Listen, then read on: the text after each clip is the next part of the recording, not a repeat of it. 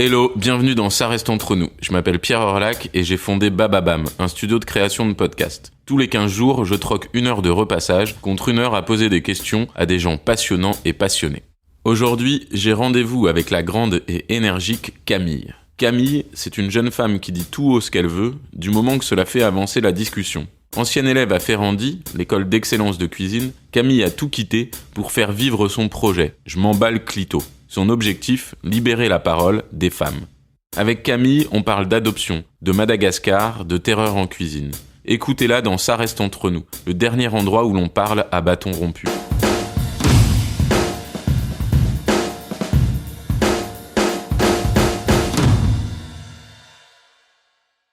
Salut Camille. Yo. Je suis ravi de te recevoir dans Ça reste entre nous. Alors dis-nous où on est et quel lieu tu as choisi pour cette interview. Alors là, on est au Hoxton. Donc à la base, c'est un hôtel à Paris, à Grand Boulevard. Mais en fait, ils ont un espace restaurant, terrasse juste de dingue. Et moi, ça a été depuis que je commence vraiment à bosser que sur Je m'emballe clito et que c'est devenu clairement mon bise. C'est mon espace de coworking, quoi. Avec mon associé, avec toutes les personnes avec qui je bosse. Parce que l'endroit est juste canonissime. Ils servent à manger de 7h à 2h du matin. Donc, moi, quand je bosse, c'est mes horaires, quoi. Et en tu plus bosses de 7h à 2h du matin? Ouais, ça m'arrive, ouais. D'accord. Ouais. Et en plus de ça, il y a 4 cartes différentes. Donc, moi qui suis très portée sur concrètement ce que je vais pouvoir manger pendant cette plage horaire, franchement, c'est le feu. C'est le feu. Et c'est un des seuls endroits à Paris où tu peux prendre un café de 7h à 2h du matin, il y a personne qui va te faire chier ou te faire comprendre que vous voulez reprendre autre chose? D'accord. Donc le bon plan. J'adore. Ouais, terrasse, pas terrasse, il y a 4 espaces différents. Non, franchement, c'est un délire. Bon. Et qu'est-ce que t'as fait ce week-end? Là, on se retrouve un lundi. Qu'est-ce que t'as fait? T'as passé un bon week-end? Ouais, j'ai passé un super bon week-end. Hier dimanche, j'ai fait une dédicace, dans une librairie qui s'appelle La Moitrieuse dans le Marais. Donc j'ai préparé parce qu'en fait à chaque fois que je fais une dédicace, je fais un espèce de talk avant sur un sujet que j'ai choisi, donc j'ai préparé le sujet. Samedi, j'étais à un event à The Family. D'accord. Incubateur qui était dont tu fais partie ou non, pas du tout. Mais en fait, il y avait un événement organisé par Abricot et c'était un débat sur pénis et préjugés. Qu'est-ce que c'est Abricot? Tu peux expliquer? Abricot, ouais, c'est un site de rencontres féministes. D'accord. Qui en fait, ça fait 2 ans qu'ils ont lancé ça, et ils organisent régulièrement des débats. Et là, c'était pénis et préjugés, j'ai trouvé ça génial. Et ils avaient invité des créateurs et des créatrices pour tu vois, tenir les stands. Donc tu me parlais de ce site de rencontres féministes. Il faut être féministe pour, il faut se sentir féministe pour s'inscrire sur ce site. Ouais, je dirais en fait c'est surtout dans la démarche en fait, c'est-à-dire que y a pas du tout tout ce côté les femmes sont des marketing qu'on peut retrouver sur Tinder où on swipe et on finit accro à ça. Enfin, c'est pas du tout le concept. Mais c'est surtout que ils veulent vraiment du réel, ils veulent faire des rencontres par leur application, et du coup sur leur ligne édito, ils le font même dans la vraie vie, ils organisent pas mal de débats. Et du coup, je suis allée vendre mon livre à Abricot parce qu'en fait la première conférence c'est moi qui l'avais organisée avec eux et je faisais partie des speakers. Du coup, on s'était dit bon bah écoute, autant revenir quoi. Et vendredi, je me suis collée. Toute la journée, de 15h à minuit, quoi. C'est une plage horaire moins longue que quand tu travailles. Ouais, mais parce que j'aurais pas su. J'étais à 9,5 g dans chaque œil. Enfin bref, scandale le truc. Très bien. Donc, aujourd'hui, donc, t'as une grosse actualité parce que justement, Je m'emballe clito, c'est devenu un livre. C'est devenu plus que ça, mais tu vas nous raconter tout ça. Avant de revenir sur ce phénomène et sur tout ce qui se passe pour toi en ce moment, j'ai envie de revenir sur ton enfance. D'ailleurs, tu commences ton bouquin là-dessus, en parlant de l'adoption, en parlant d'un orphelinat au Niger où tu dis que t'étais déjà la seule fille. Ouais. Donc, ça, c'est un truc de ouf. Et tu t'es renseigné sur cet orphelinat, t'as fait des recherches. Comment t'arrives à savoir que t'es la seule fille? D'accord. Tu vois? Ouais, bien sûr. Alors, donc pour remettre un peu les choses dans leur contexte, moi je suis née en 96, donc à Niamey, qui est la capitale du Niger. Et ma mère m'a abandonnée sur un lit d'hôpital quand j'avais quelques jours, et je me suis retrouvée dans un orphelinat. Il s'avère que dans cet orphelinat-là, j'étais la seule fille. Et je l'ai su parce que mes parents me l'ont raconté. Et en fait, eux sont allés au Niger pour le travail de mon père, et ils ont déposé leur dossier d'adoption au Niger, enfin dans le pays dans lequel ils étaient, quoi. Et en allant dans le seul orphelinat de la ville, ils ont dit écoutez, nous on veut un enfant, on veut clairement pas choisir. Par contre, c'est vrai que si on a une préférence, on aimerait bien avoir une fille. Et là ils leur ont dit en fait vous avez même pas à choisir parce qu'il y en a qu'une de fille. Et non mais c'est un délire. C'est un délire. Quand on apprend ensuite ce qui m'arrivait par la suite, le parcours, tout ça, enfin moi je me dis que c'est quand même... C'est un signe. Ouais, c'est démentiel. Et du coup, c'était moi quoi. Pas le choix. Désolé les gars. Et donc ils t'adoptent, tu es ils m'ont adopté. Bah ouais, ils ont commencé les procédures tout de suite, mais tu sais, ça prend un peu de temps. Donc je suis arrivée chez eux, je devais avoir 1 mois et demi. D'accord. 1 mois et demi, 2 mois, ouais, toute petite, hein, Kiki. Mais ils me voyaient souvent, ils venaient me voir. Enfin, c'était vraiment. Et donc à l'époque, eux vivent au Niger. Ouais, eux vivent au Niger parce que avant j'étais à Châteauroux et en fait mes 2 parents ont passé un concours pour l'AEFE, qui est l'agence pour l'éducation française à l'étranger. Et en fait c'est une agence qui dispatche les différentes personnes qui travaillent dans l'éducation dans des pays dans lesquels il y a des écoles françaises. Donc le Niger, c'était mon papa qui travaillait là-bas parce qu'en fait quand on est en couple, on peut pas avoir 2 personnes mutées avec un contrat pour l'AEFE au même endroit. Il y en a une qui doit se mettre soit en dispo, soit, enfin c'est un peu un bordel. Donc à ce moment-là, c'est mon père qui travaillait. Par contre, tous les autres voyages qu'on a fait après, c'était pour le travail de ma mère. Ensuite, après le Niger, on est retourné en France. Donc on est resté au Niger 5 ans. Ensuite, on est allé à Montargis. Beaucoup moins glamour. Le Loiret, la rue Dorée, où on adore. Donc t'es passé du Niger, de Niamey à Montargis. On est resté pendant 4 ans là-bas. Là, pour le coup, mes 2 parents travaillaient. Et là, c'est parce que c'est le moment de rentrer à l'école ou c'est un peu un choix pour toi ou... Non, je pense que c'était un choix pour tout le monde. On dit bon, on va au moins passer un petit peu de temps en France et après au pire on repartira. Et d'ailleurs c'est ce qui a été fait. On n'a pas supporté longtemps de rester dans le Loiret. Mais ouais, c'était une envie de rentrer. Moi j'étais quand même assez petite, donc il y a tous les amis, la famille. Enfin c'est vrai qu'à cet âge-là, on a envie quand même de profiter, de partager, je pense. Mais l'envie de repartir, s'est fait sentir très très vite. Donc tu restes de 5 à 10 ans. Je reste de 5 à 9 ans à Montargis. À 9 ans, on part à Madrid. Donc là, c'était pour le travail de ma maman. Mon père, à ce moment-là, était en retraite. Et en plus, c'était son rêve de passer sa retraite en Espagne. D'accord. Donc, on est allé à Madrid, mais par le hasard, quoi. Mais c'est vrai que, de plus en plus, je crois de moins en moins au hasard, mais, parce qu'il y a des choses, c'est quand même flagrant. Et on est allé en Espagne, du coup, à Madrid pendant 5 ans. D'accord. Démentiel. J'ai adoré. Donc là, ton adolescence, ta pré-ado ouais, et adolescence, ma pré-ado, avec la vie espagnole. Avec la vie espagnole, mais c'est malade. Enfin, c'est malade. Enfin, les Espagnols en général, ils ont une espèce de liberté qui dégage, qui fait que moi, je pense que c'est très ancré en moi. Et il y a beaucoup de personnes qui me le disent d'ailleurs, que j'ai un côté très espagnol, très bonne vivante, je dis pas que les Français ça l'est pas, mais je pense que j'ai le côté plus râleur et un peu comment dire. Mais t'es une enfant du monde, de toute façon. Ouais, là. Je suis une enfant du monde, en fait, je suis un peu de partout, quoi. Du coup, Madrid pendant 5 ans. Super, parce que moi, j'ai appris l'espagnol.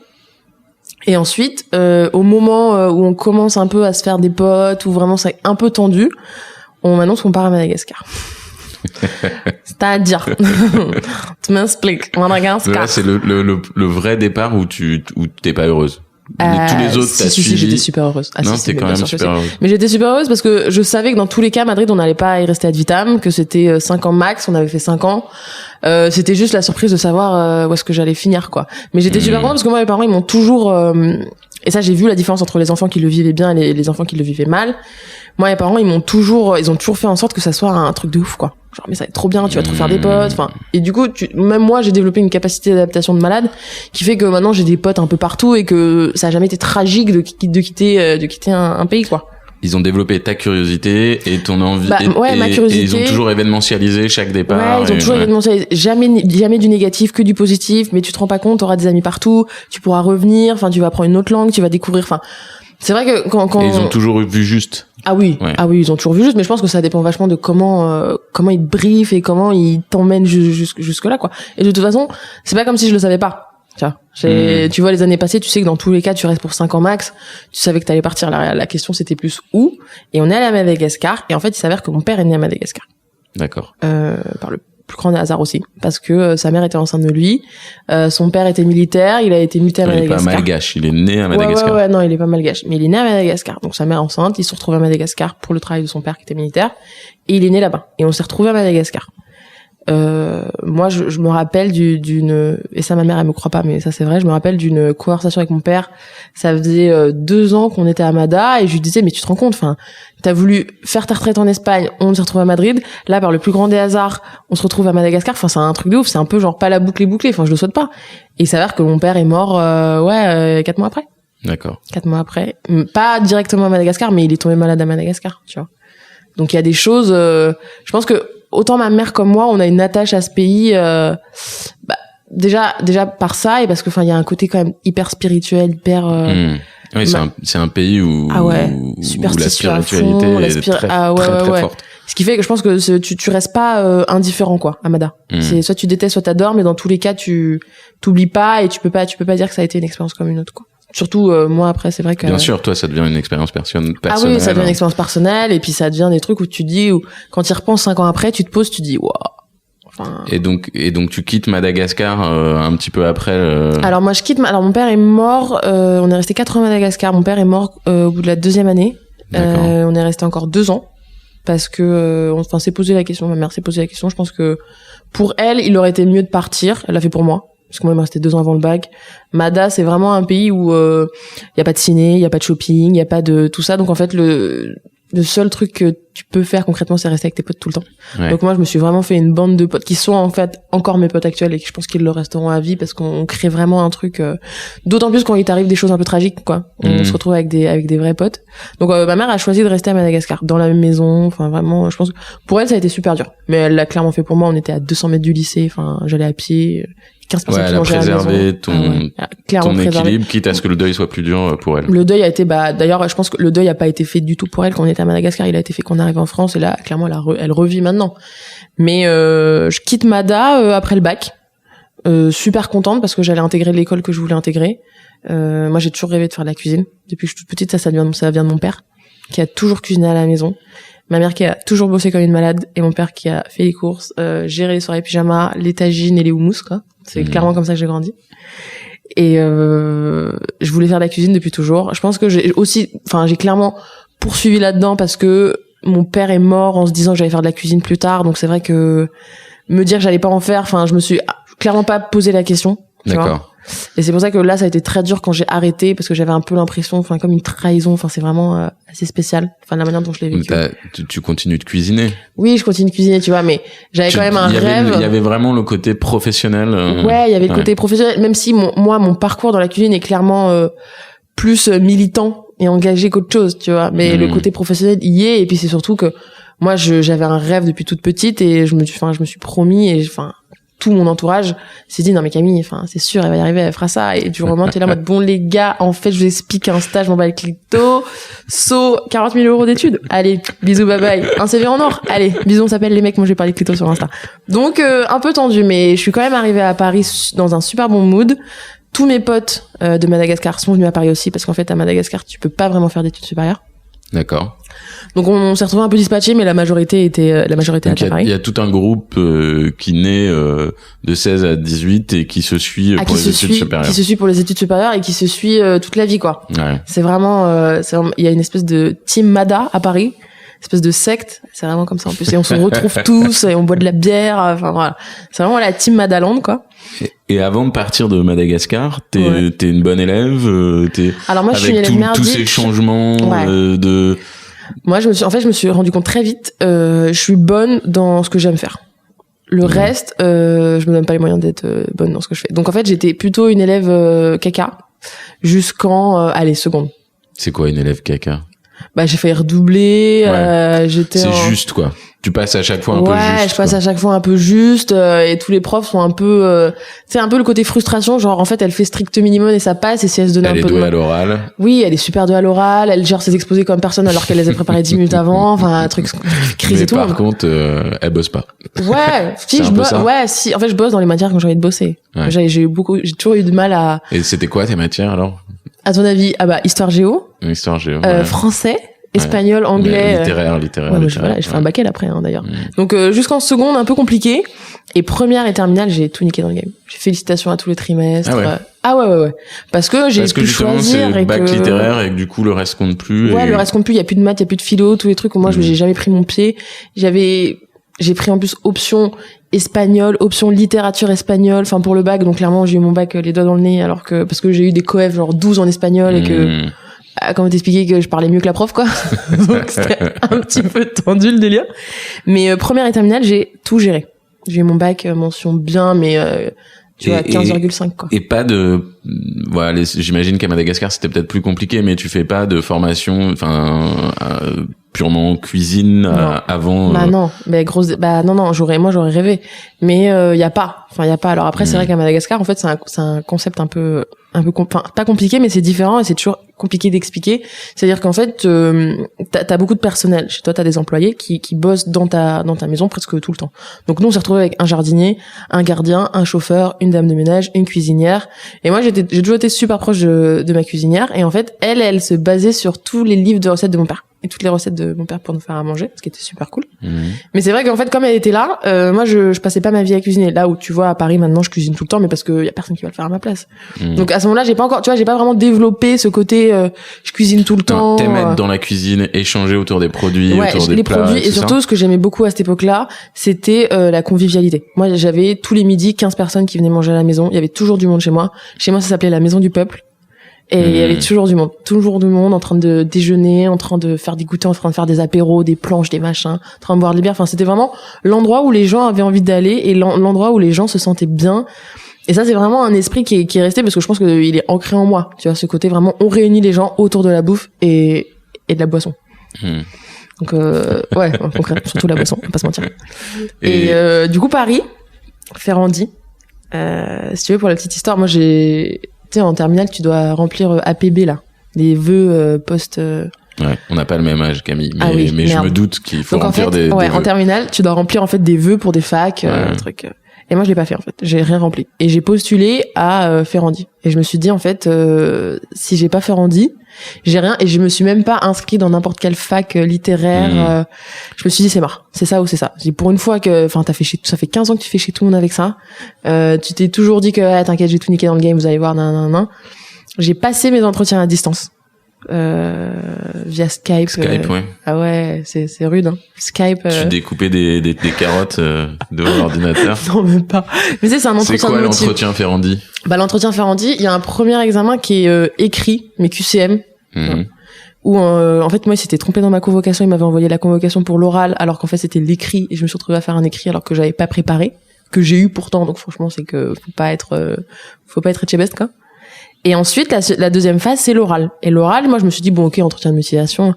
En fait, que dalle, c'est un test de personnalité pour voir si tu craques, pour voir si c'est la première phase. Tu vois, ils te mettent au bord, ils essayent de te pousser dans tes retranchements pour voir comment tu réagis. Comment tu vas survivre en cuisine. Ouais, et c'est rien du tout. Tu vois, c'est une demi-heure où ils te vannent un peu, ils te font...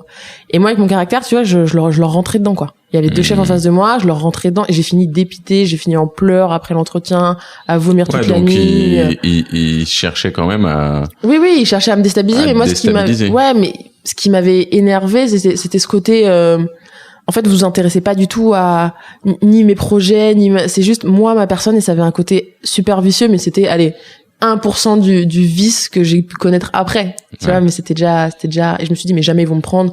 J'avais clairement envoyé chier le chef, mais comme pas possible. Enfin, j'avais 17 ans à l'époque. Et ils t'ont pris. Ouais, grâce à ça, d'ailleurs. Ouais, ils t'ont expliqué que c'était, après, il m'a prouvé que t'avais du caractère. Ouais, il m'avait dit, on avait prouvé, et que des profils comme toi, on en avait pas. Des personnes qui venaient de l'étranger, qui avaient quand même un bon dossier, tout ça, on n'avait pas. Et je pense aussi, et ça je le sais, même s'il me l'avouera jamais, le chef qui m'a recruté a adopté une petite Sénégalaise qui s'appelle Lucie. Donc tu crois qu'il y avait un... en fait, je sais que il me l'avouera jamais, mais moi il retranscrit un peu tout ce que moi m'arrive sur sa fille. Enfin, il a du mal à faire la part des choses. Donc je sais que il s'est dit je peux pas ne pas la prendre. Je pense il y avait cet aspect-là de, en tant que femme noire, j'ai envie aussi que elle puisse exceller et que en plus tu vois, que quelqu'un puisse donner limite les mêmes chances à ma fille plus tard. Enfin, il y avait un peu ce côté Et le fait que tu aies parcouru autant de pays dans ta jeunesse, c'était un avantage aussi, non? T'as découvert les cuisines du monde, les produits du monde. Mais bien sûr, j'ai découvert des produits, des épices, une sensibilité pour les épices que ça, mes chefs me l'ont toujours dit. T'as une espèce de sensibilité où moi j'ai jamais rien pesé. Tu vois, je fais au pif. Et je leur ai sorti le meilleur poulet curry qu'ils aient jamais goûté de leur vie, mais parce que moi j'ai fait mes mélanges comme je le sentais. Et puis une façon de cuisiner aussi, tu vois. Tous les pays ne cuisinent pas de la même façon. Tous les pays n'ont pas le même rapport à la nourriture. Tu vois, Madagascar, on n'est pas dans la gastronomie, quoi. On est dans je mange parce qu'il faut que je survive. Je survis, ouais. En Espagne, on est déjà plus dans le côté gourmand, le côté ça réunit, des tapas, on partage. En France, on commence à l'être, mais beaucoup moins. Tu vois, il y a une époque, moi je me rappelle, quand on était en Espagne, ça posait aucun problème au serveur de nous apporter une entrée à partager pour 3. Mais à la même époque, quand on venait en vacances en France, c'était tendu, tu vois, ils comprenaient pas, genre pourquoi vous prenez pas chacun une entrée. Enfin, ce genre de petits détails qui moi n'est jamais passé inaperçu. Et puis ouais, vraiment les produits quoi, la cuisine. Quand tu rentres à Ferrandi, est-ce que t'es déjà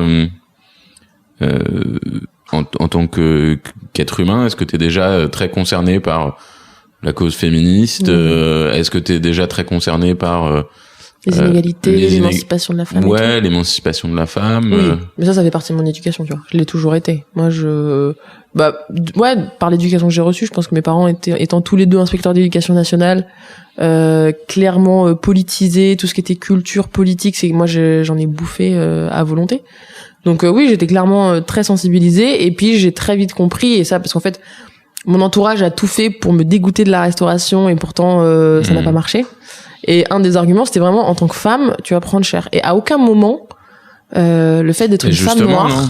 Est-ce que c'est pas justement Pardon, mais est-ce que c'est pas justement ça qui t'a motivé de se dire vu que c'est pas un milieu facile, au début, non. Ça va être utile et je vais faire avancer les choses. Au début non, je t'avoue que la première année pas du tout.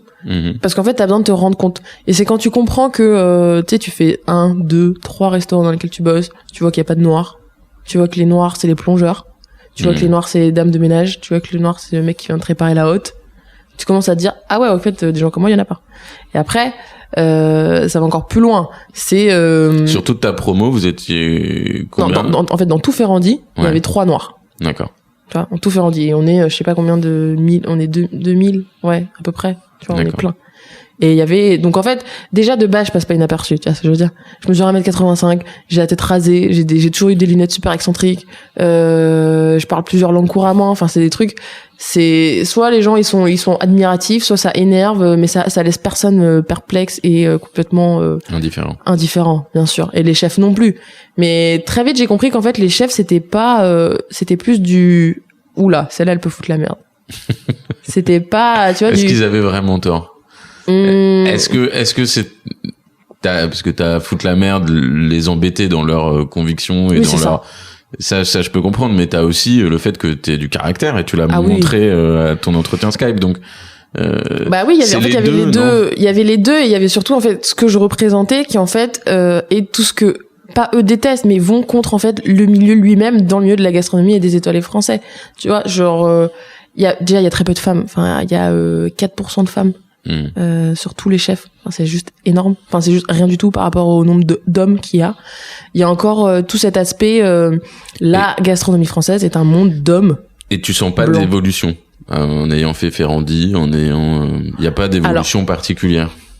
Non, il y a pas d'évolution particulière. Alors après, c'est vrai que si on compare de ce que je vois par les témoignages, il y a de ça 10 ans, 15 ans, bien sûr qu'il y a une évolution. Mais c'est un métier pas suffisante parce que il faut faire un scandale. Faut à un moment donné se dire ok, en fait on va tout commencer à l'ouvrir et on va vous raconter vraiment ce qui se passe. Tu vois. Alors c'est quoi qui se passe?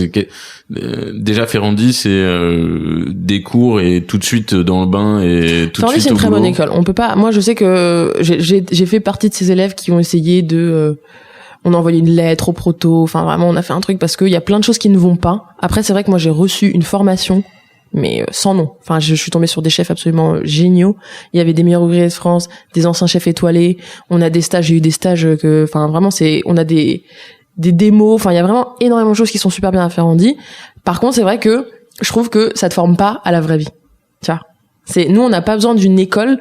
On a besoin de chefs qui sont passés par là et qui vont pas t'apprendre telle ou telle sauce. Ok, c'est super bien, mais moi, on a besoin d'apprendre à survivre dans le milieu de la restauration, dans un restaurant, comment ça va se passer concrètement, parce que c'est un milieu de requins. Mais la restauration, c'est des remarques sexistes à tout va. Et tu vois, qui sont ancrées même dans le langage, dans le vocabulaire culinaire. C'est-à-dire que moi, pendant 4 ans, on m'a dit que c'était trop bien, parce qu'en fait, Camille, c'est un bonhomme. Et en fait, ça, c'est un compliment. Dans le milieu de la restauration, quand on dit que t'es un bonhomme. Mais moi, j'ai jamais, tu vois, même moi, t'as tellement la tête dans le guidon, tu réfléchis même pas. Mais maintenant, avec du recul, tu te poses, tu te dis, en fait, on te dit que t'es un bonhomme. Et encore une fois, en tant que femme, ce qui est l'idéal, entre guillemets, à atteindre, c'est encore une fois la figure masculine. Tu vois, machine de guerre, bonhomme, arrête avec ton petit assaisonnement de femmelette, les mains au cul, les torchons au cul, tu vois, le chantage. ces choses-là. Chantage sur quoi? Sur il y a un viol dans le milieu de la restauration, le chef qui va voir quelqu'un et qui lui dit la personne concernée qui lui dit par contre tu dis rien, de toute façon je sais pas si t'es au courant, moi je connais tout Paris, je connais toute la France, si jamais tu portes plainte et que je l'apprends, tu retrouveras plus jamais de travail. Ou alors au moment où la personne concernée veut se barrer, veut démissionner, c'est mais tu vois, c'est dommage, il y a le sous-chef qui va se barrer, moi j'avais peut-être prévu de te mais bon, apparemment vu que tu veux partir, ce genre de choses, tu vois. Moi j'ai vu un chef prendre un gars par le cou et le plaquer contre un mur pour une purée. C'est à ce stade-là, j'ai vu des chefs de parti brûler les avant-bras de stagiaires, etc. Et j'en passe. Il y a des restaurants où il y a un chef qui a enfermé une des personnes qui travaillait dans le restaurant, dans la chambre froide, qui a pris sa tête, qu'il a mis au milieu de sa bite et qui a demandé au Covid de prendre des photos.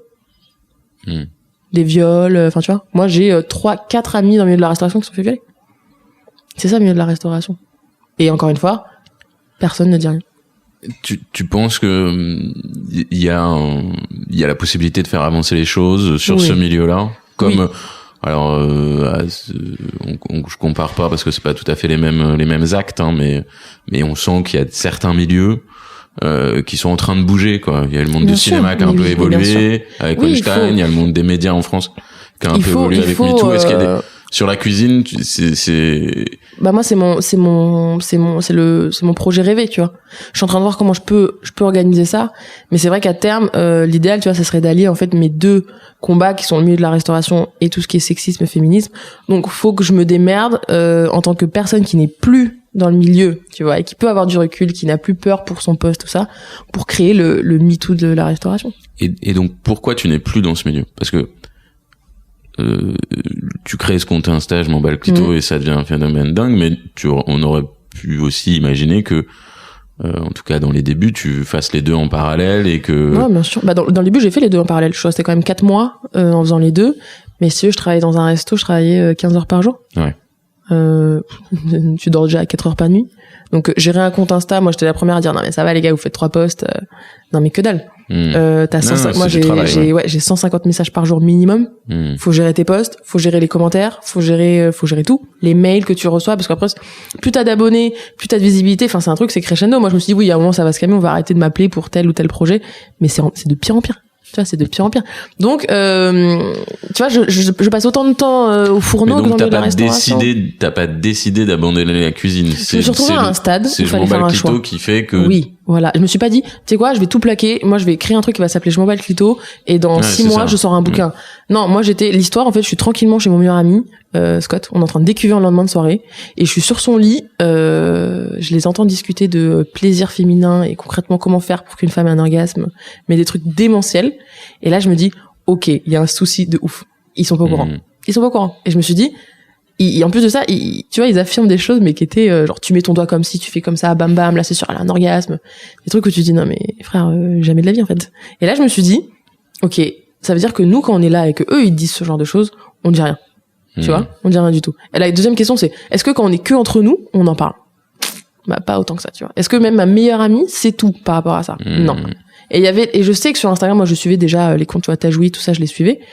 Mais il y avait pas, moi, je me suis dit, moi, mon combat, c'est abattre les tabous. Tu vois, comment veux-tu abattre des tabous dont on parle pas, qu'on verbalise pas, qu'on tait, tu vois, depuis la nuit des temps? C'est pas possible. Donc moi, je me suis dit, il y a de la place pour moi sur Insta, dans cette branche-là. Parce qu'en fait, moi, je vais tout simplement raconter ce qui se passe dans notre vie de tous les jours. Et quand tu lances le compte, t'en parles au milieu de la cuisine? Non. Mais si tu veux, j'en ai même pas parlé à mes amis. Au chef ou à tes amis Non, pas du tout. J'en ai parlé à mes amis filles, femmes. Mais au début, j'ai pas osé en parler aux amis. Mais ils m'ont dit, quand je leur ai dit, ouais, j'ai un compte qui s'appelle Je m'en bats le clito, ils m'ont dit, non, mais on était sûr que c'était toi, de toute façon. Les expressions, c'est toi, clairement, c'était toi, soit Jo, soit Sophie, soit Anna, quoi. C'est une des 4. Mais clairement, vu ce que tu racontais, ça pouvait être que toi. Non, au début, je l'ai dit à personne, je l'ai même pas dit à ma mère. Et c'est quand j'ai vraiment commencé à comprendre que ça, tu vois, ça commençait à percer, qu'il y avait de plus en plus d'abonnés. Là, je me suis dit, en fait, juste par principe, ça me ferait chier qu'ils l'apprennent par quelqu'un d'autre que moi, quoi. Et t'as que des réactions positives? De mon entourage, ouais. Bien sûr. Et la première, ma mère, moi, j'ai eu beaucoup d'appréhension au fait de le dire à ma mère, quoi. Pourquoi? Parce que t'as du langage cru de temps en temps, ça l'a pas étonné du tout. Ma mère, elle est pas du tout. C'est plus, la déception, tu vois, j'avais peur de la décevoir, de se dire que en fait depuis la nuit des temps, depuis toujours je dis je vais faire de la restauration, qu'en plus elle voyait que j'étais très douée dans ce que je faisais, que tous les chefs étaient derrière moi, que j'aurais pu faire des concours, que tu vois je voulais être chef étoilé, que j'aurais pu l'être sans aucun problème si vraiment j'avais continué comme je continue, et qu'elle avait investi, enfin Ferrandi c'est quand même 10 000 euros par an juste les frais de scolarité. J'ai fait 4 ans. Tu vois. Et tu dis en fait et du coup t'es pas diplômé? Si, t'es diplômé. Si, bah c'est quand même je suis diplômé, mais mais t'en parles vraiment comme au passé, alors que aujourd'hui on peut avoir plusieurs vies. Enfin ça se trouve à 40 balais tu ouvriras un mais le milieu de la resto restauration c'est pas comme ça. Le milieu de la restauration, tu vois, quand tu veux être chef étoilé, tu fais que ça pendant 10 piges, tu penses à rien d'autre, ta vie c'est ça. T'es chef étoilé et après tu peux commencer à te détendre. Tu vois, tu peux pas. Là moi médiatiquement surtout si je commence à me lancer dans un projet où je dénonce tout ce qui est sexisme, tout ça dans le milieu de la restauration. Enfin, je vais être wanted d'un point de vue régional, mais comme Jaja. C'est-à-dire que y a personne qui va vouloir m'embaucher à part ma chef chez Potoka parce que j'irai jamais rien sur elle et que ça s'est magnifiquement bien passé dans son resto. Tu vois, il y a aussi ce côté je crache sur le milieu de la restauration, j'essaie de faire bouger les choses. Le seul moyen de revenir dans la restauration, ce serait que médiatiquement, économiquement, tu vois, je sois allé assez loin pour dire, tu sais quoi, fuck, moi j'ouvre mon resto, je crée mon concept. Je peux faire ça. Mais pour l'instant, tu vois, j'enchaîne les projets, je sors un livre, j'ai plein d'autres choses qui sont en train de se monter. Je vois sur le long terme, tu vois, c'est 3, c'est 4 ans, le milieu de la restauration, tu fais que ça. T'as pas un compte Insta, une marque, un livre, une traduction, non, tu fais rien d'autre. Tu vois. Et tu parles d'une bonne expérience dans le milieu de la restauration avec ta dernière chef. Ouais. Tu peux rapidement nous dire pourquoi c'est une bonne expérience et qu'on finisse ce focus sur la restauration avec une note plus positive. Oui, non, mais après ça reste un métier, non mais ça reste un milieu absolument magnifique et d'un point de vue humain. J'ai jamais autant appris que dans le milieu de la restauration, d'un point de vue caractère, d'un point de vue persévérance, tu vois. Là maintenant, je le dis souvent, si j'aurais pas survécu à ça, là je m'en bats le clito si j'avais pas fait de la restauration avant. Tu vois, c'est quand même un truc où là maintenant je travaille toute seule. C'est toi qui décides de te lever le matin. Tu vois, ça t'inculque quand même une certaine discipline personnelle qui est super importante dans la vie de tous les jours, un respect des gens, tout ça. Et en fait, moi je me suis retrouvée à bosser avec une chef. Donc c'était la première fois de ma vie que je bossais avec une chef. Et ça s'est super bien passé parce que en fait tout ce qui est tu sais réflexion sexiste, toutes les inégalités qu'on peut ressentir en tant que femme en fait, il y a pas. Et il y a rien d'héroïque là-dedans en fait. Pour elle, c'est la normalité de pas faire ça. Et c'est là en fait que tu te rends compte que les autres en profitent à fond. Là où elle fait son travail et pour elle, c'est le reste qui est pas normal. Tu vois, moi j'ai toujours dit oui, non mais c'est comme ça dans le milieu de la restauration, qu'est-ce que tu veux? Non. Elle te prouve que non, c'est pas comme ça, tu choisis que ce soit comme ça ou que ce soit pas comme ça, tu vois. Et c'est pas elle qui a le confort. Tu vois, c'est ses employés qui ont le confort. Elle avait 1 jour de repos par semaine, elle rentrait jamais chez elle. Enfin, tu vois. Et nous, on se tapait 3 jours de repos par semaine. C'est un choix. Elle le dit, tu vois. Alors oui, je suis pas à la une de tous les magazines, Turias et compagnie. Oui, tu vois. Mais moi, je rentre chez moi, je me couche sur mes 2 oreilles, tu vois. C'est un délire. Et une machine, tu vois. Et tout le monde l'a respecté, il y avait pas de... Et je me suis dit, mais moi, c'est ça que j'ai envie de faire. Et ça m'a fait chier de me dire que je suis tombée sur elle que maintenant. Qu'à la fin, ouais. Mais je reste toujours en super bon terme. Elle est citée dans l'intro, enfin, je veux dire... Ouais. Ça reste, moi, un exemple... Louise Jacob, c'est ça? Ouais, Louise Jacob, Potoka, 7e, rue de l'Exposition. Go manger. Vous réservez au nom, je m'appelle Clito. Donc, 2 copains mecs qui parlent du plaisir féminin de manière catastrophique. Ouais. Toi qui te réveilles d'une gueule de bois et tu te dis... Tiens, si j'ouvrais un compte Insta, c'est tout de suite Insta. Ouais. Pourquoi Instagram? Ben parce que je pense que t'aurais pu faire plein d'autres choses, un podcast. Un podcast. Tu vois, Instagram Instagram, c'est la facilité. Ouais. Quand tu suis déjà d'autres comptes, tu sais, tu vois un peu et tu te dis bon bah je peux peut-être m'inscrire dans une certaine lignée. Instagram, c'est tweet. Tu vois, moi je voulais vraiment, il y avait l'aspect je crée un hashtag, je crée un mouvement, je fais fédérer une communauté. Donc mes followers, Instagram c'est parfait pour ça. Tu vois, je m'en bats Clito, c'est pas oui, c'est un compte Insta, mais il y a toute une espèce d'idéologie, une façon de penser à laquelle soit t'adhères pas, et tu rallies en fait de plus en plus de personnes. Souvent, je fais la comparaison entre mai 68 et les slogans de mai 68. Tu vois, avec tout ce qui s'est passé, et là maintenant toute la génération post-MeToo qui en fait sommes nous. Et le côté slogan hashtag, moi je m'inscris carrément là-dedans, tu vois. Et il y a aussi cet aspect je pense que si j'avais créé le compte il y a 10 ans, je serais allé sur Facebook. Si je l'avais créé il y a 15 ans, je serais allé sur Skyrock. C'est le réseau du moment. Ouais. C'est le réseau du moment. Dans 10 ans, il y aura autre chose, tu vois. Et je m'en bats le clito, comment tu trouves le nom? Je m'en bats le clito. En fait, ça faisait 2 semaines que j'étais en train de me dire putain Sarah, ça fait chier parce que toutes les expressions que j'utilise au quotidien, elles sont pas du tout adaptées à ce que j'ai entre les jambes, quoi. Et je me suis dit, je m'en bats les couilles. Tu vois, genre la plus féministe des féministes, elle dit je m'en bats les couilles, ça choque personne. Et après, on va te faire chier sur des petits détails tu vois. Mais déjà, commence par avoir le langage qui est adapté à limite ton engagement, j'ai envie de te dire. Donc, je m'en bats le clito, c'est de la visibilité. Ouais. Mais tu l'as réfléchi, en fait, un peu. Au début, je me suis dit, je m'en bats les ovaires. D'accord. Et, non, c'est mignon, quoi. Tu vois, c'est comme je m'en bats les boobs. Quand je dis je m'en bats les couilles, j'ai pas envie d'être mignonne, quoi. Loin de là. Et le clito, il y avait un truc, quoi. Clito, c'est tout de suite, tu dis clito, ça fait réagir, les gens se retournent. Enfin, soit tu sais pas où c'est, soit tu sais pas à quoi il sert, soit tu sais pas à quoi il ressemble. Donc, clito, il y avait un truc avec le clito. Et je me suis dit, allez, je m'en bats le clito, c'est parti. Et tout de suite, ça a adhéré. Et du coup, le départ, c'est surtout aider des femmes et des mecs à comprendre comment fonctionne l'orgasme féminin, comment le point de départ, c'est la sexualité féminine. Ouais, c'est surtout moi, il y a un truc qui m'a toujours venez, on arrête de faire genre. Tu vois, il y a ce côté pourquoi qu'on est entre nous, on en parle de façon mais crue, on en parle vraiment et dès qu'on bascule sur la sphère publique, c'est ah oui non mais les femmes, tu comprends, paillettes, papillons, glamour, non, moi levrette jamais, enfin tu vois ce genre de choses et qui moi m'a toujours mais gavé de ouf. Et je me suis dit moi en fait je vais vous raconter la vérité, je vais vous raconter ce qui se passe dans nos culottes, dans nos têtes, comment ça se passe pour de vrai. Mais parce que toutes les choses que je raconte en fait c'est des tabous. Et il y a plein de femmes qui le vivent mal. Moi le message que je reçois le plus souvent c'est mais merci de m'avoir fait comprendre que j'étais normale. Tu te rends compte un peu? Et des femmes de 60, 40, 35, 12. Merci de m'avoir fait comprendre que j'étais normale et que j'étais pas toute seule à être dans cette situation. Je parle de tampons qui fuient, de mycoses et de perte blanche. Sans déconner. Mais sous-entendu que ces femmes-là considéraient que les autres femmes vivaient pas la même chose? C'est pas ça, mais en fait, t'en parles pas. Donc comme t'en parles pas, t'as l'impression que t'es toute seule dans ton cas. Et t'oublies que ça arrive, tu vois, il y a des sujets, j'en parle, c'est l'intégralité des femmes. Quand je te parle de perte blanche, il y a pas une question de société, ni Bien de sûr. pays du Nord, pays du Sud, religion. Non, que dalle. C'est toutes les femmes. Et je me suis même retrouvée, je me rappelle, on avait fait un apéro avec ma mère pour on vient de déménager, en fait. Donc, on avait fait une pension de crémaillère et on se retrouve avec un de nos voisins. Il a 35 ans. Il me dit, moi, j'ai appris l'existence des pertes blanches il y a 2 ans. Pourtant, il fréquente des femmes depuis, tu vois. Mais parce qu'en fait, on s'est toujours démerdé pour le cacher, pour pas en parler, parce qu'on trouvait ça dégueu. Alors qu'il y a rien de plus naturel, c'est comme les crottes de nez, c'est comme mais c'est ça, c'est si t'en parles pas, tu peux pas te dire qu'il y a rien de plus normal. Alors en fait moi ce que je fais c'est que je démocratise tout ça et je te parle de perte blanche, de tampon qui fuit et de mycose de la même manière que je te parle de la blanquette de ma grand-mère qui était trop bonne. Et ça commence par là. On en parle mais de façon super normale avec les mots et j'essaye pas d'arrondir, tu vois, je t'en parle, je l'écris comme je te l'aurais dit. Tu vois mes punchs elles ont un côté très oral. Je fais exprès même au niveau de la ponctuation, au niveau de même les petits mots que j'utilise, tout ça, les graves, les machins, c'est des choses que je dis à l'oral. Allez répéter ce poste-là. Ouais. C'est tu vois, ça devient ton cri de guerre à toi. Ça devient ouais, clairement, mais c'est exactement ça, c'est un poste, un slogan, un cri de guerre. Tu le lances parce que replaçons dans le contexte, ça fait pas 20 ans que ce compte existe. Depuis 2 octobre. Ouais, c'est ça. Ça fait même pas 1 an. Ouais, non.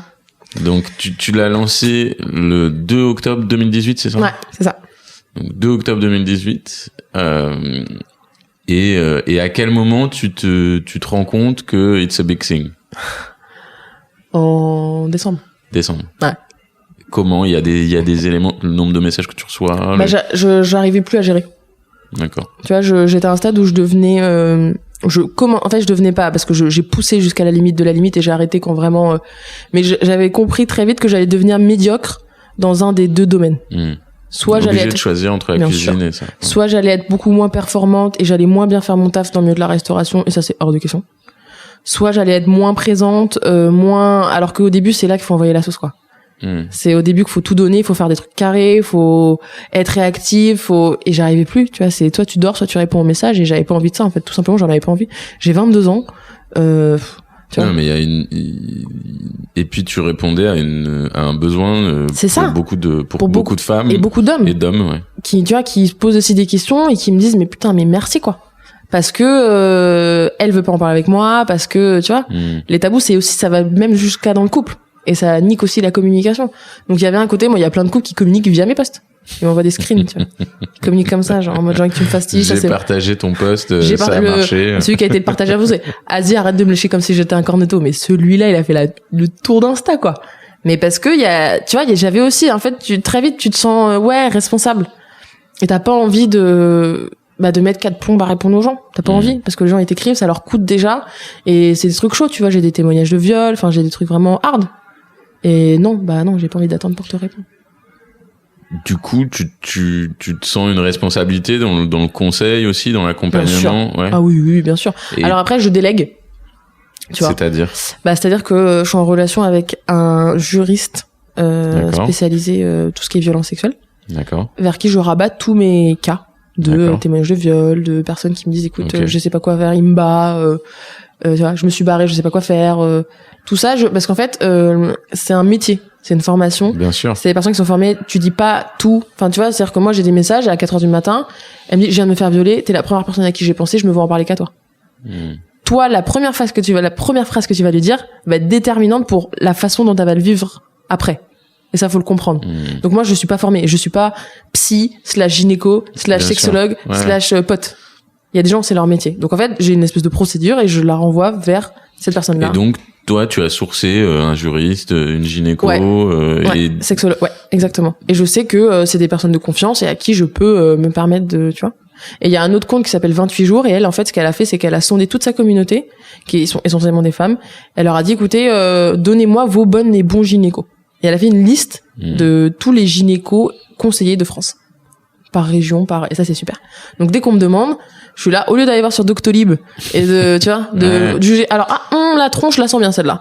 Va voir sur le compte de Justine et tu vois, on crée, en fait, une espèce de petits réseaux, de petites fourmis où, en fait, on essaie de faire du truc de qualité et on essaie de répondre plus aux demandes, mais limite de façon personnalisée, tu vois. Tout le monde n'a pas les mêmes demandes. Et moi, j'ai même des personnes juste de 13 ans qui m'écrivent.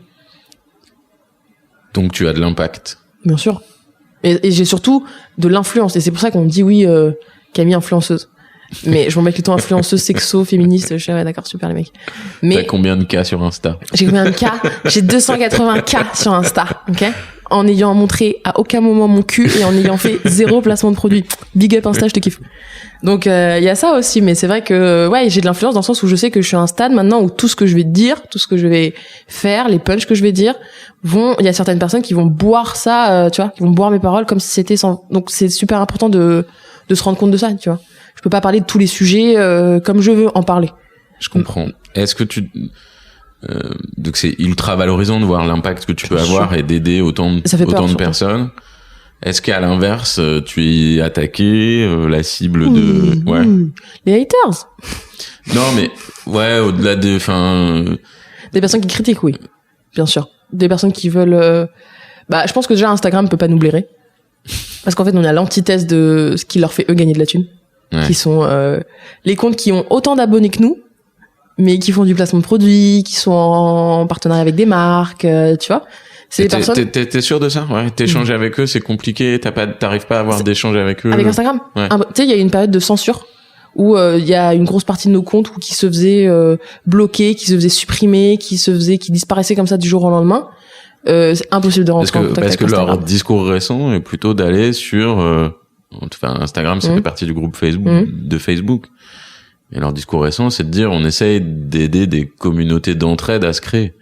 Donc non, toi tu le ressens pas. Bien sûr que non, parce qu'en fait, ils ont aucun intérêt à ce que des gens comme nous, déjà on leur rapporte pas d'argent, alors qu'on a des grosses communautés. Et de deux, en fait, on critique tous les Kim Kardashian, tu vois. En fait, on va à l'encontre de ça. En disant que accepte ton corps comme t'es, les crèmes pour les cellulites ça marche pas, qu'est-ce qu'on s'en fout du summer body, bouffe de la pizza, enfin tu vois, tous ces comptes là en fait qui essayent de te prouver que regarde sa photo et le message clair c'est si tu veux être comme ça achète ça, mais nous on démonte ça avec beaucoup d'influence, tu vois, tous les médias parlent de nous, enfin c'est vraiment donc bien sûr que non. Et la censure, Instagram censure le sang des règles, Instagram censure les photos d'accouchement et les vidéos d'accouchement, ils avaient censuré le hashtag grosse, s'il te plaît, sérieusement. Donc en fait, ils ont pas envie de passer pour un média qui censure, ni un média qui est contre la liberté d'expression, tout ça. Tu vois, ça la foutrait mal si tu commençais à avoir à la une des journaux, des magazines, Instagram racheté par Facebook égale média contre la liberté d'expression, vu les temps qui courent, clairement, ils ont pas intérêt. Donc, bien sûr que le discours qu'ils ont, c'est ça. En attendant, le hashtag vagin est bloqué. Il y a des comptes qui sont encore, ils peuvent plus publier. Il y a des comptes qui n'apparaissent plus dans le feed des gens. Tu vois, ils ont trouvé d'autres techniques maintenant. Ils savent que s'ils suppriment le compte du jour au lendemain, on fait un scandale médiatique. Ça, ils ont compris. Donc maintenant, ils bloquent. Donc le média qui te permet d'aider et d'être aussi influente et d'avoir de l'impact, le média qui peut nous foutre dans la merde en 1 minute est un média avec lequel c'est compliqué aujourd'hui d'interagir. Qui est impossible d'interagir. Nous on avait même lancé une pétition, enfin je veux dire.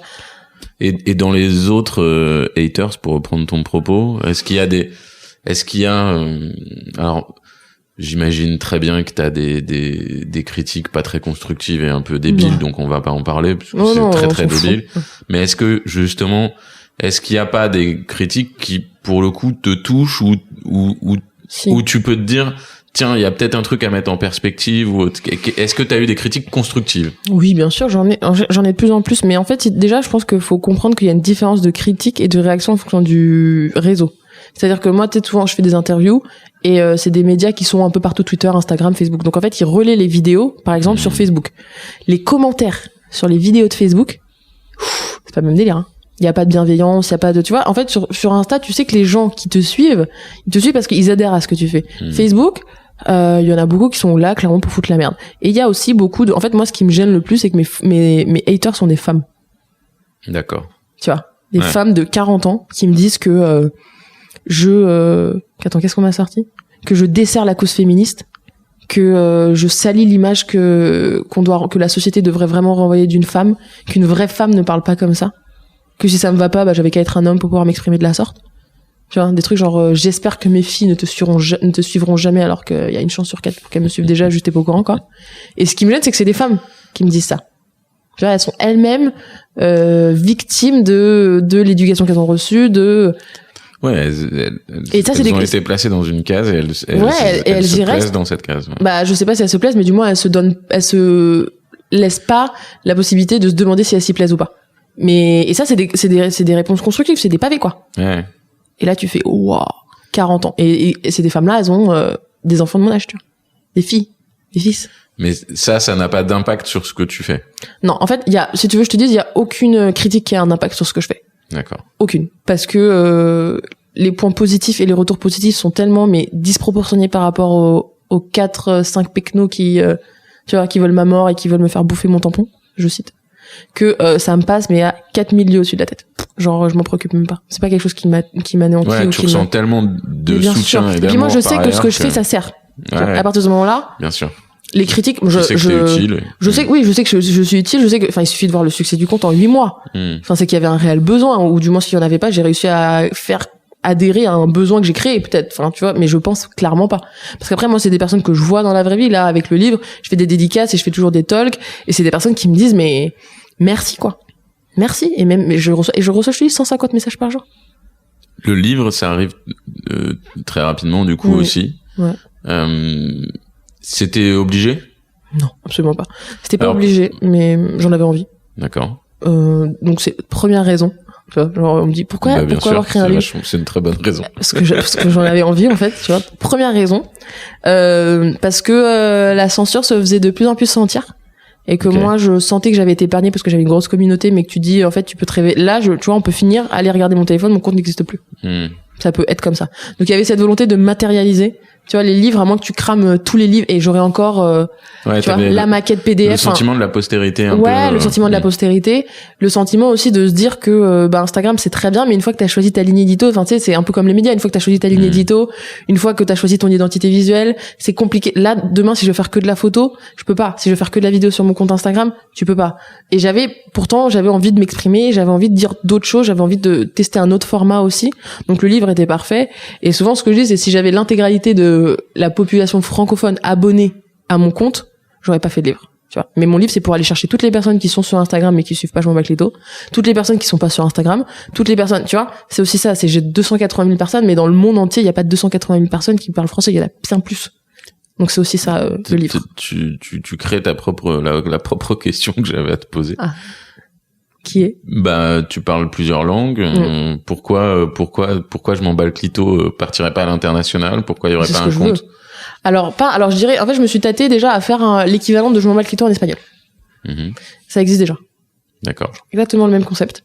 Mais c'est hasta el coño, qui veut dire j'en ai ras le cul. Et c'est très bien fait. C'est super bien fait. C'est pas des punchs, c'est toujours hasta el coño de quelque chose. D'accord. Tu vois, de voir du liquide bleu dans les pubs de règles, de voir nanana. Donc ça existe déjà. Donc moi, créer l'équivalent, ça m'intéresse pas. Par contre, ce qui m'intéresse, c'est de transporter cet état d'esprit et l'intégrer au sein de la population espagnole et Amérique latine. Ça m'intéresse beaucoup parce que les Espagnols sont bien plus en avance que nous à ce niveau-là. Tu vois, genre un compte comme ça, c'est pas 280K en 8 mois, c'est en beaucoup moins parce qu'ils sont friands de ça et qu'il y a une liberté déjà de parole là-bas, une liberté d'expression que tu sais, t'as pas l'impression d'être dans le même combat. Mais c'est vrai que ce concept-là, moi, j'aimerais bien l'emmener en Espagne. Alors, je pense, j'avais réfléchi à une traduction du livre en espagnol directement que je pourrais faire moi-même. Donc ça, c'est cool. Mais je me suis dit qu'en fait, je peux aller encore au-delà de ça et créer un autre projet avec toujours un support papier, mais pour l'Espagne. Donc je vais faire ça. Et il y a toujours aussi le jeu des mots qui est qu'en espagnol, tu vois, en fait, j'aimerais bien le faire dans toutes les langues. Donc tu reprends une expression de la langue, tu changes un mot et tu te rends compte que tout le monde fait wow, attends, quoi? Et en espagnol, en fait, il y a des expressions déjà, tu vois, no me toques los cojones, enfin ce genre de choses. Et il y a aussi, en fait, dans toutes ces expressions, il y a le mot coño, qui est en fait, du coup, l'équivalent en féminin. Mais même coño, tu vois, c'est comme con, c'est comme connard. C'est encore une fois, tu prends le sexe de la femme pour en faire une espèce d'insulte. Et bon, bah, c'est bon, t'as ton truc maintenant, c'est bon, tu peux pas dire que c'est pas adapté à toi. Alors que si tu dis me suda el clito ou no me toques el clito, bah là, tout de suite, ça fait réagir, tu vois. Et no me toques el clito, j'aimais beaucoup pour un livre en espagnol parce que tu pouvais jouer sur la double analyse qui serait aussi, tu vois, je pourrais parler du consentement, genre ne me touche, tu vois. Il y avait aussi ce côté-là où genre c'est quand moi je veux que tu me touches le clito. Enfin, il y avait. Donc bien évidemment, je vais faire un projet en espagnol à ce sujet-là. Très bien. L'année next year. Tu rends hommage à Agnès Varda. Ouais. Dans ton livre justement. Bien sûr. Pourquoi? Tu nous en dis plus? Pourquoi? Parce que je voulais parler de ma mère, moi, dans ce livre. De façon vraiment, enfin tu vois, lui dédier vraiment un passage entier dans le livre parce que ça a été mon premier exemple de femme, ça a été mon premier exemple de femme féministe, tu vois. Donc et puis elle m'a accompagnée dans tous mes projets, c'est-à-dire que là j'aurais pu lui dire j'arrête pour faire CAP coiffure, elle aurait été autant au taquet que, tu vois. Et ça je trouve ça beau parce que je me rends compte que en tant qu'enfant, quand tu réussis et que t'as tes parents derrière, bah c'est beaucoup plus facile. Et que ça peut être une des raisons pour lesquelles tu échoues, c'est de pas avoir ta famille qui te soutient derrière. Donc je voulais absolument parler de ma mère. Et à ce moment-là, donc on a appris la mort d'Agnès Varda, donc toutes les deux ultra fans. Et ma mère, en fait, on venait d'emménager. Et tu vois, il y a une photo d'Agnès Varda qui est emblématique où elle a le siège de réalisatrice là. Et il y a écrit Agnès V. Et en fait, on a le même à la maison. Ma mère était assise. On a appris la mort d'Agnès Varda. Et elle me fait tellement penser à elle sur plein d'aspects que je me suis dit en fait, je vais rendre hommage aux Agnès. Et en fait, indirectement, je vais parler de ma mère et parler en même temps d'Agnès Varda. Et le matin même, j'avais entendu sur France Inter, c'est ouf parce que il y a pas de livre qui parle d'Agnès Varda. Tu vois, il y a pas de livre. Là, d'un seul coup, tout le monde s'est rué sur Agnès Varda et on a fait la une partout, mais il y a pas de livre qui parle d'Agnès Varda. Et moi, je me suis dit, bah moi, qui suis en train d'écrire un livre et qui ai la possibilité de changer tout jusqu'à la seconde avant d'envoyer en imprimerie, je voulais en parler. Et je trouvais que c'était beau de rendre hommage à ces deux femmes-là, même si bon, ma mère est encore là. Et je sais que elle, ça l'a touchée aussi beaucoup, mais parce que elle se ressemblait sur plein de points, plein de points. Et du coup, j'ai fait une lettre aux Agnès. Très bien. Bravo. Ouais. Bon, bah, merci pour tout ce temps, pour toutes ces explications. Et puis pour ton authenticité. Ouais. Continue. Merci. Et puis, à très bientôt. Ouais, grave. Salut Camille. Bisous sur la fesse gauche.